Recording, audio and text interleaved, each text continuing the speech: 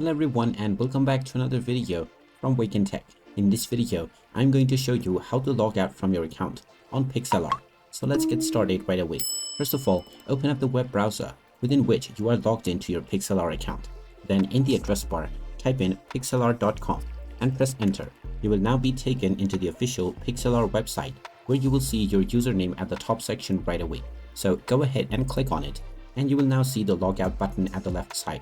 Click on this button and now you will be logged out from your account on Pixlr right away. If you prefer to log back in once again, you may click on sign up/login and proceed with your credentials right away. And there you have it. That is how easy it is to log out from your account on Pixlr. If you find this video helpful, make sure you hit that like button and subscribe to our channel if you haven't done so already. Also ring that notification bell to never miss another update from us. Thank you for watching and I will see you again in the next video.